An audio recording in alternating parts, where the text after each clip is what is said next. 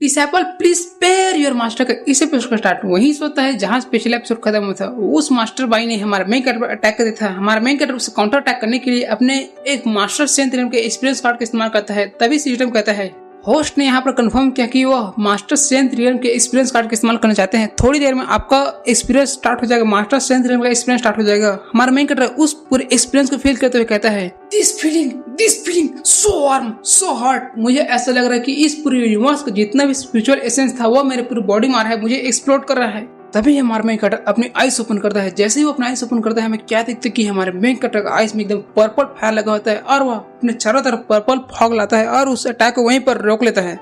Master by चिल्लाता है, तुम इस अटैक नहीं बच सकते, मरो। लेकिन हमारा मेन कैरेक्टर का अटैक इतना पावरफुल था कि वह उस तलवार का टुकड़े कर देता है और उस मास्टर बाई को वहीं पर पीछे छोड़ देता है। एंड हमारा मेन कैरेक्टर अपने स्पिरिचुअल एनर्जी को पूरा कंडेंस कर लगता है, उसे चारों तरफ प्रेशर बनाने लगता है। वह मास्टर बाई जहाँ पर खड़ा था उसके पूरे नीचे जमीन को क्रैक आया हुआ होता है। वह मास्टर बाई कहता है, ये इम्पॉसिबल है।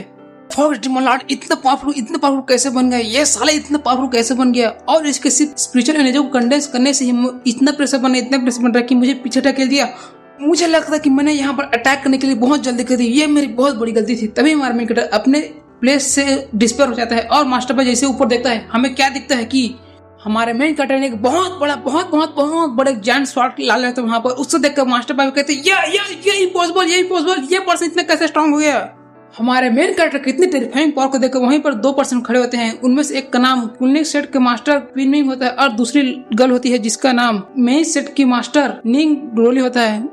वो लड़का कहता है, इस प्रकार की टेरिफाइंग पावर यह बहुत खतरनाक लग रहा है, यह जरूर मास्टर किंग रियल को ही सरपास कर चुका होगा। तभी वो गर्ल कहती, हाँ तुम सही कह रहे हो, यह जरूर मास्टर सेंथ रियल पर ब्रेक थ्रू कर चुका होगा, जरूर यह उसी की पावर है। तभी किसी तीसरे के फटे होते हैं, वह कहता है, क्या मास्टर सेंथ रियल, और हमें इसके बारे में पूरी जानकारी दिया जाता है। यह मास्टर सेंथ रियल में कैपेबल है हेवन एंड अर्थ के लॉ को समझने के लिए, इसके अंदर इतनी ताकत है और वह ये रियांस को बैलेंस करने के लिए उसके सभी नियमों सभी चीजों को जानता है। उसके साथ साथ यह किसी पर्सन की डेस्टिनी को भी पहचान सकता है और उसके डेस्टिनी को चेंज भी कर सकता है। एक मास्टर सेंथ रियल का कल्टिवेटर किसी भी सेट को स्थापित कर सकता है और उसे बिना किसी समस्या के 5000 साल तक मिनिमम चला सकता है, इसमें कोई भी समस्या नहीं आएगी। एंड एक ordinary cultivator and master सेंथ real cultivator के अंदर बहुत बड़ा डिफरेंस, बहुत बड़ा पावर का गैप होता है। तुम ऐसा समझ सकते हो कि कोई मोटल है और उसके सामने एक बहुत बड़ा गॉड खड़ा है, तुम ऐसा भी समझ सकते हो। वहीं पर उनके सोल्जर भी कहते हैं, मास्टर बाई ये बहुत टेरिफाइंग लग रहा है और मुझे लगता है कि इसके पास जरूर कोई ना कोई बैकअप होगा, इसीलिए इतना उछल रहा है, इसके पास जरूर कोई ना कोई बैकअप होगा।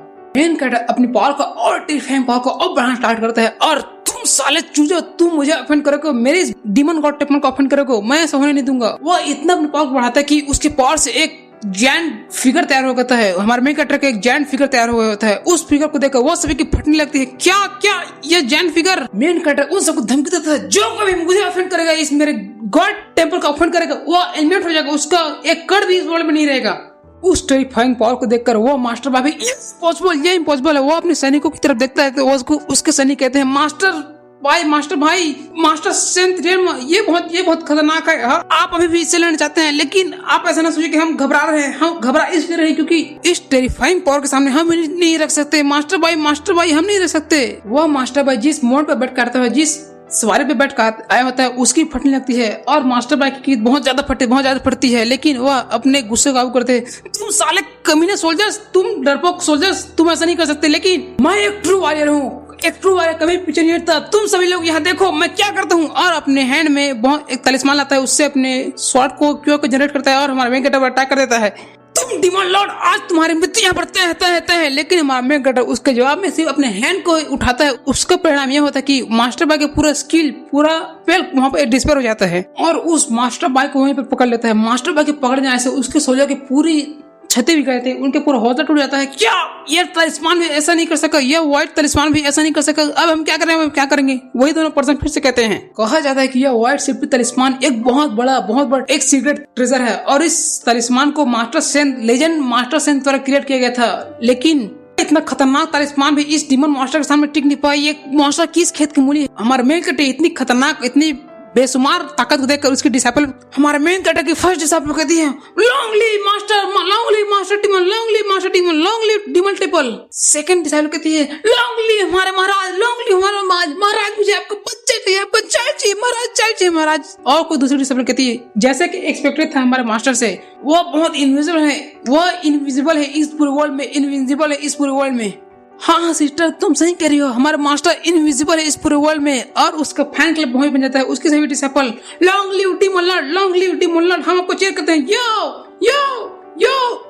उस आवाजों को सुनकर मास्टर बाय भी कहता है मैं एक रिस्पेक्टेड मास्टर हूँ, अपने सेट में एक रिस्पेक्टेड मास्टर हूँ, लेकिन मुझे इस तरह ह्यूमिलेट किया जा रहा है। वो चिल्लाकर कहता है डीमन लॉर्ड तुम्हें अगर मुझे मानना तुरंत खत्म करो, मुझे इस तरह ह्यूमिलेट मत करो। हमारा मेन कैरेक्टर कहता है और किसकी हिम्मत है मेरे से पंगा लेने की, कौन डर करता है मुझसे पंगा लेने की। तभी हमें हमारे मेन कैरेक्टर के फर्स्ट डिसाइपल और वो सभी सोल्जर को दिखाता है। मेन कैरेक्टर की फर्स्ट डिसाइपल कहती है हे तुम राइटर सोल्जर साले अभी तक तुम घुटने में नहीं टेके, जल्दी टेको हमारे साथ, घुटने घुटने टेको, घुटने टेको। उस बात को सुनकर उन सभी लीडर कहता है ब्रदर भाई हम आपके सेक्रीफाइस को याद रखेंगे, आपकी इस काइंडनेस को कभी नहीं भूलेंगे, हम आपकी बदला जरूर लेंगे, हम आपका रिवेंज जरूर लेंगे बाय, लेकिन हम यहाँ पे चलते हैं, हमारे पास अभी इनफ फायर पावर नहीं है, इसलिए हम बैकअप लेने के जा रहे हैं बाय, हम चलते हैं बाय, चलते हैं। वो गर्ल भी कहती है सभी लोग मेरी बात सुनो, यह डीमन टेम्पल बहुत खतरनाक है, इसीलिए मैं अपने सेफ में जा रहा हूँ बहुत सारे स्पिरिचुअल वेपन, बहुत सारे स्पिरिचुअल ट्रेजर को लेने के लिए, जिससे हम इस पूरे डीमन टेम्पल को खत्म कर सकें, इसलिए तुम सभी मेरा वेट करो, हम जल्दी आएंगे और इस पूरे डीमन टेम्पल को खत्म कर देंगे, हम जल्दी रिटर्न करेंगे, तुम सभी यहाँ पर वेट करो। और वो सभी वहाँ पर भाग जाते हैं अपने दुम निकाल कर, लेकिन वहाँ पर बच जाते हैं उसी मास्टर बाइक के सेट वाले।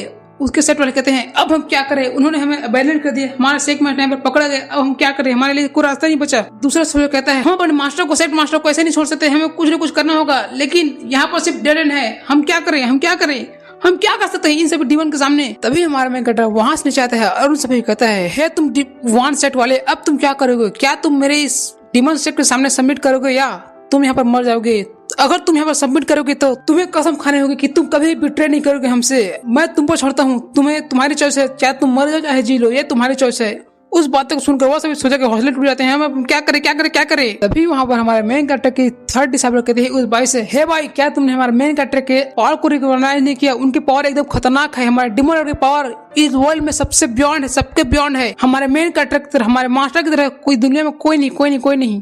तुम मास्टर भाई तुम अपने इसी पावर को खो चुके हैं, तुम अपनी काबिलियत खो चुके हैं, और मेरे मास्टर के प्रेजेंस, मेरे मास्टर के सुप्रीम लेवल के सामने तुम से बोट ऑन करोगे, हमारे मास्टर के सामने ना करना होगा, उनसे जान भीख मांगनी होगी, तभी हम तुम्हें जिंदा छोड़ेंगे, वरना तुम जानते हो कि हम क्या कर सकते हैं, तुम्हारा कोई भी पर्सन, तुम्हारा कोई भी बंदा यहाँ से जिंदा वापस नहीं जाए, किसी को भी, किसी एक बंदे को भी मैं यहाँ जिंदा जाने नहीं दूंगी, सबको सब यहाँ मरेंगे, ऑल पीपल यहाँ पर मरेंगे, तुम्हारा स्टेट का कोई पीपल यहाँ पर नहीं बचेगा। उन सभी बातों को सुनकर वो सुन के फटने लगती है, वो क्या करे। मास्टर बाबी सोचता है ये क्या हो गया, मेरे ये सेट थाउजेंड्स ऑफ ईयर से ऐसे चल रहा था, लेकिन मेरे एक गलत डिसीजन ने इस पूरे सेट को यहाँ पर फाड़ करा दिया, मेरे एक गलत डिसीजन ने इसके अस्तित्व को यहाँ से खत्म कर दिया। तभी वो जोर से चिल्लाता है मैं बाजीन सरेंडर करता हूँ डीमन लॉर्ड के सामने और उनके चरणों में नाक करता हूँ, मुझे माफ कर दीजिए डीमन लॉर्ड, मुझे माफ कर दीजिए, मेरे सभी साथियों को छोड़ दीजिए। अपने मास्टर के मुंह से ये सब बातें सुनकर वो सभी सोच कहते हैं मास्टर नहीं, भले ही आज हम पूरे खत्म हो जाए, हमारे अस्तित्व मिल जाए, लेकिन आप ऐसा नहीं करेंगे मास्टर, आप इस डीमन लॉर्ड के सामने अपने कदम नहीं उठाएंगे, अपनी सर नहीं झुकाएंगे, मास्टर ऐसा नहीं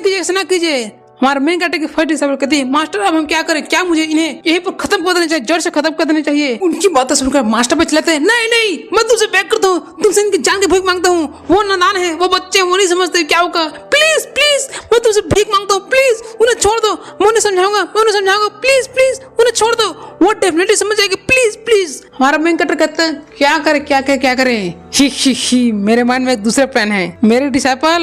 इसी के साथ हमारा ये एपिसोड यहाँ पे एंड होता है। आपको क्या लगता है कि हमारा मेन कैरेक्टर उन सभी को खत्म कर देगा या उन सभी को छोड़ देगा? इसको पता लगाने के लिए आपको अगला एपिसोड देखना होगा जो आएगा कल।